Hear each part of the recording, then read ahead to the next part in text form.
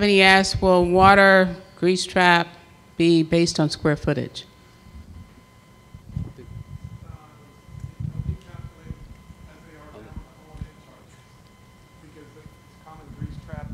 Common water lines. There'll be no water meters, and the grease interceptors are common. So it'll just be a square foot of O&M charges.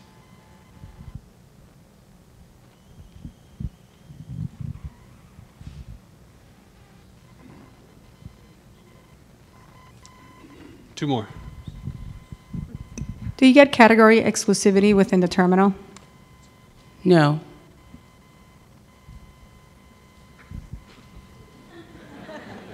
The only category exclusivity that we have is on our beverages, and that's with Pepsi, because we do have a long-term contract with Pepsi that I think expires in 5 years.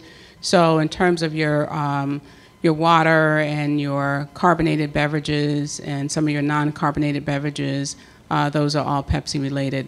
But as it relates to coffee and or different types of restaurants or whatever, it is an open bid process.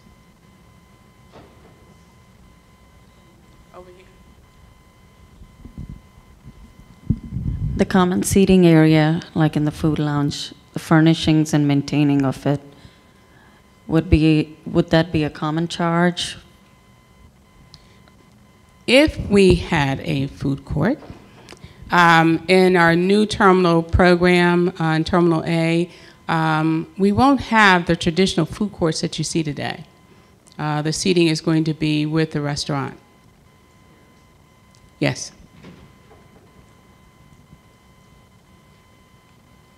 Did I just understand that right now, the way we pay electricity to O&M is now, is O&M going to be lower as we do our pro forma, and now we're going to have meters in terminal? Should one win there? On the meters,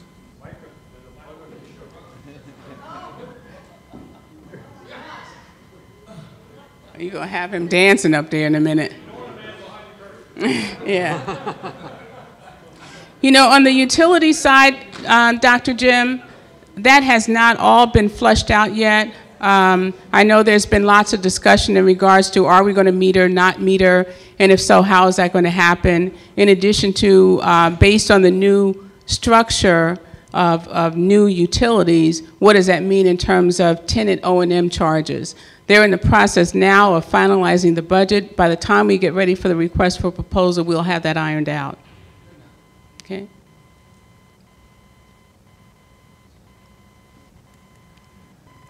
Oh boy, my phone's gonna ring tomorrow. Come on, don't be shy, ask questions.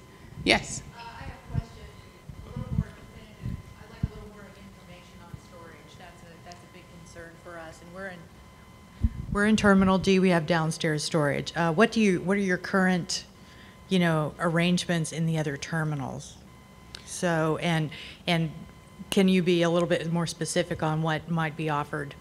What we're looking at now in terms of options, and these guys haven't finished ferreting it out, is are there going to be any landside opportunities for storage? Are we going to be able to use some of the ramp level for storage?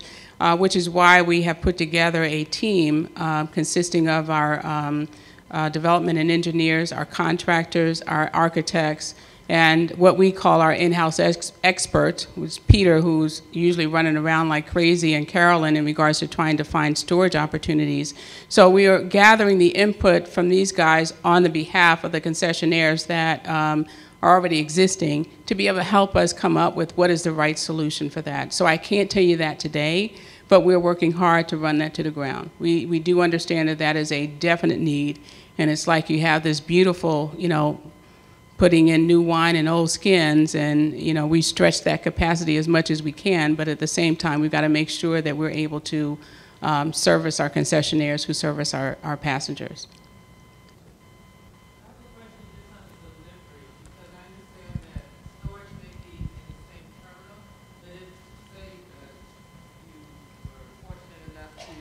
Terminal A and then C, are there ways in which your merchandise moves underground, or is it all your storage is going to be in the terminal that you are working in?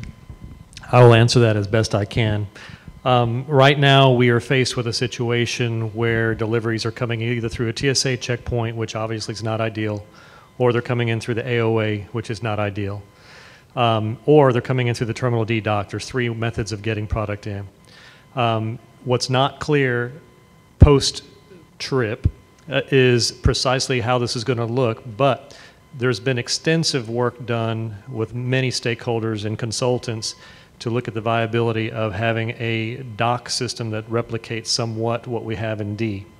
The good news is there's a lot of openness from important departments and stakeholders with respect to that, not the least of which would obviously be the airlines, who would like to not have product competing with their passengers and nor their aircraft. So from a long-term perspective, we would anticipate that we have maybe scaled down dock systems in these older terminals in conjunction with this whole process. And it would be, of course, at a ramp level similar to what you have in D. And then the storage component, the question that keeps coming up about storage, would theoretically be tied into that, similar to what we have in D also. But right now, in the present situation that we have, storage is very scarce in the older terminals, A, B, C, or E. Occasionally something pops open, and occasionally we have something.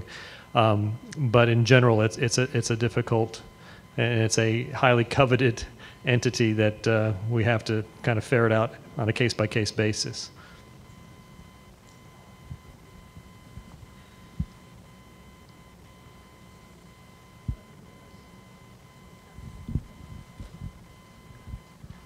Last one?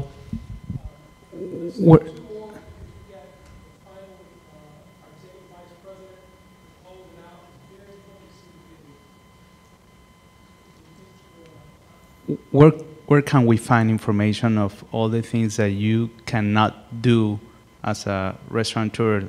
I understand that you cannot use knives inside the restaurant.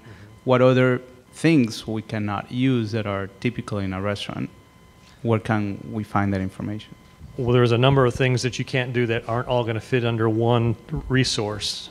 So that, I mean, that covers an awful lot of different things because, for example, we don't allow people to recruit employees inside the terminals and basically cannibalize, other operators. So there's a myriad of different, rules and policies and so forth. But as it relates specifically to the TSA, you can go on the TSA's website and see what's acceptable and what's not acceptable. So, for example, plastic silverware is perfectly acceptable. Metal forks and metal spoons are acceptable.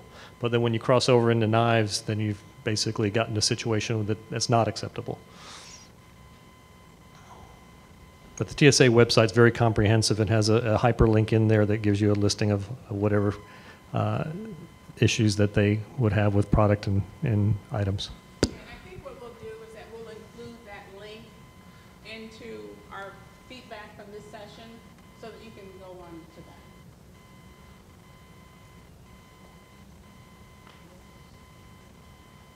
Last one.